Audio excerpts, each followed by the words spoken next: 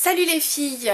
Alors, avant de vous parler de mes trouvailles dans le nouveau look de chez Chanel, je voulais quand même vous montrer ce que j'ai fait, parce que je vais pas tarder à l'enlever.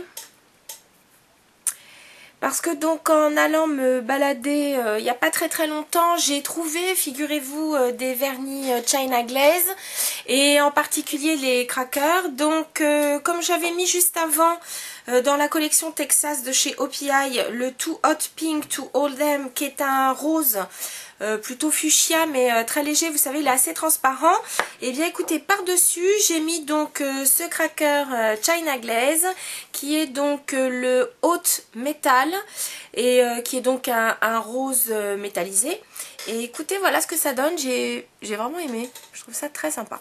Voilà, donc ça c'était ma petite aparté. Avant de commencer, donc je dirais que c'est un haul, si je puis dire. Enfin pas un haul, parce que haul c'est un trou. En anglais, je sais pas comment on le prononce, haul, ou vous savez le H, le fameux butin, le H-A-U-L. Bref, donc c'est une revue donc de quelques produits du nouveau look Chanel. Je l'attendais avec impatience parce que il y a un vernis encore à reflet qui me plaisait beaucoup. Donc et là je pourrais pas vous le montrer vu que j'ai ma... Enfin bon, je vais peut-être vous le mettre quand même sur un papier. Mais donc c'est le fameux Peridot qui est donc une espèce de doré avec des reflets verts, ou en tout cas comme cette pierre qui est donc le Peridot d'ailleurs. Comme son nom l'indique, j'en suis folle. Je l'ai vu sur... bon, je l'avais vu déjà donc en revue sur Temptalia.com. Et dans une des dernières vidéos de Lisa Eldridge, elle le portait. Donc, et il est vraiment superbe. Donc, je vais essayer de vous le montrer sur la boîte. Tiens, sur le blanc de la boîte. Donc j'ai trouvé mes produits dans la petite parfumerie dont je vous ai déjà parlé, qui est Capucine Parfum, et il faut vraiment que je refasse un article dessus. Il faut vraiment que je vous fasse découvrir cette parfumerie avec ces personnes si extraordinaires qui sont vraiment adorables.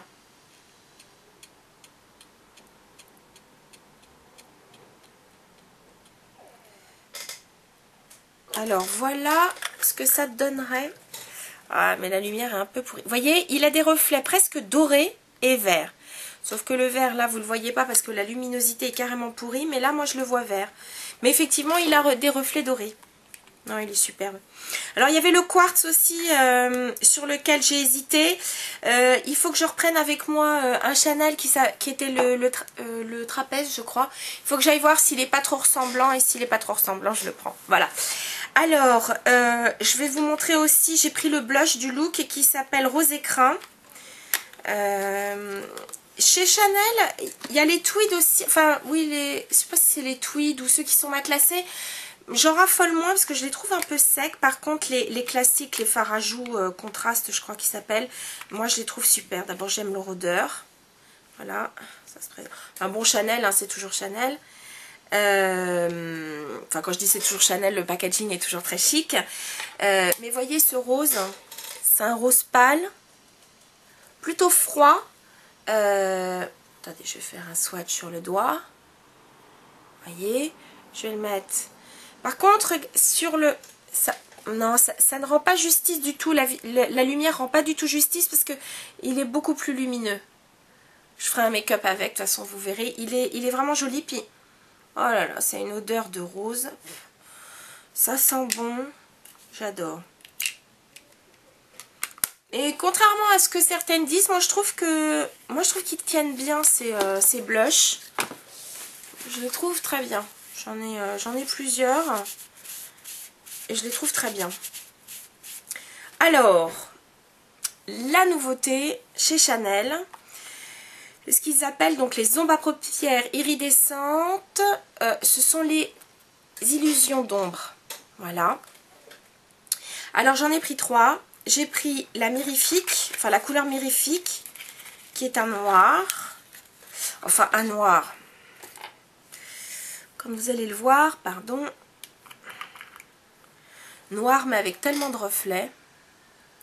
Alors ça pourrait faire penser un petit peu de premier abord, ça pourrait faire penser au fard Eye to Kill d'Armani.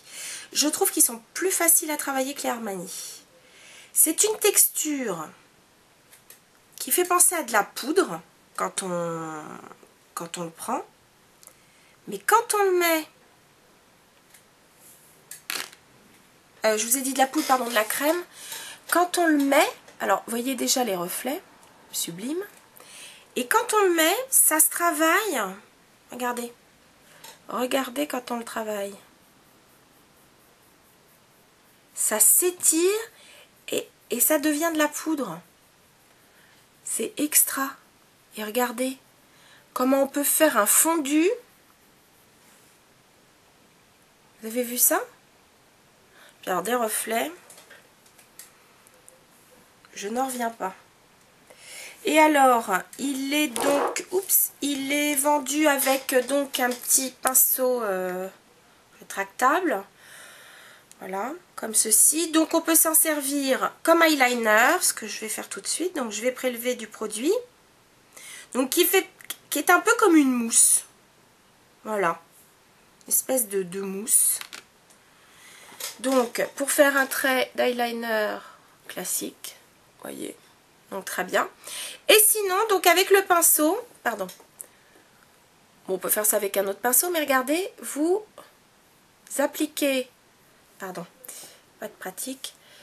Vous appliquez votre fard, voyez. Voilà. Et alors, je peux vous dire que ça tient, parce que celui-là, quand j'ai démaquillé, c'est du lourd. Hein. Là, j'ai une lingette. Faut frotter. Hein. Donc, il y a une bonne tenue. Ça, je crois qu'on est tout à la recherche du fard qui tient toute une journée. Bon, c'est sûr que maintenant, avec les basses paupières, c'est beaucoup plus simple.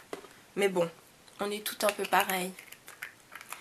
Donc, voilà. Donc, ça se propose dans un pot en verre avec le couvercle comme d'habitude siglé aux armes Chanel. J'en ai pris donc comme je vous disais 2 autres. Alors celui-ci c'est le Illusoire.